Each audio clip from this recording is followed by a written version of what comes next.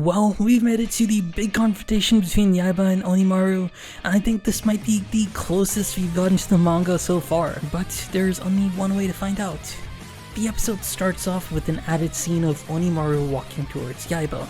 Also, the anime adds back the news reporters, who in the manga have been following them throughout Onimaru's castle. The news reporters play a smaller role in the manga compared to what they do in this episode.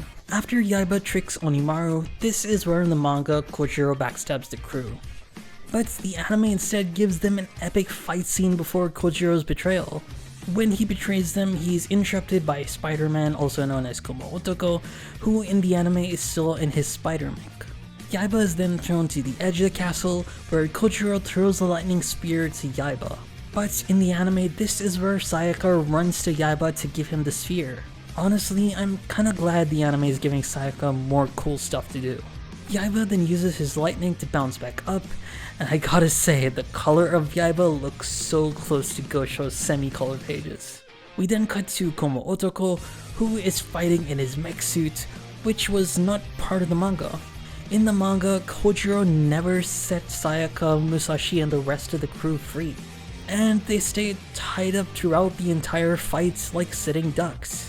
And now, the big fight with Onimaru and Yaiba. What was once a one-chapter fight is now turned into a full-on spectacle by Wit Studios. And I gotta say, they outdid themselves.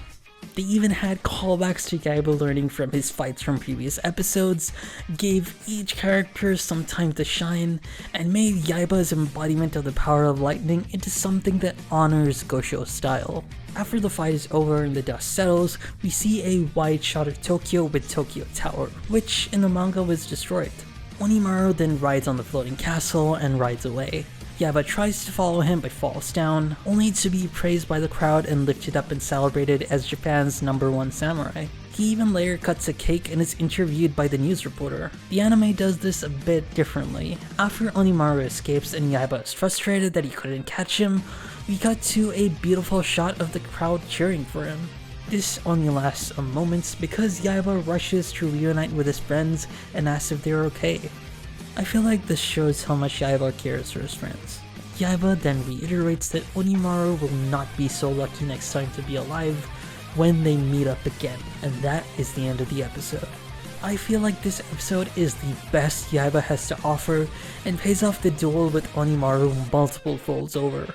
This episode stuck close to the manga while still building up on the panels and letting each panel shine, which brings the total number of chapters covered to 2.5, which are chapters 60, 61, and then half of 62. I know, not a lot, but before we end this video, here's a quote from Gosho Oyama himself. A character who has been hinted for a long time and was supposed to appear later will be making their dashing appearance on my birthday, June 21st. Of course, I supervise the lines, so everyone can be excited and nervous. Well, who do you think this mysterious character is? Let me know in the comments down below. I'll see you guys in the comments.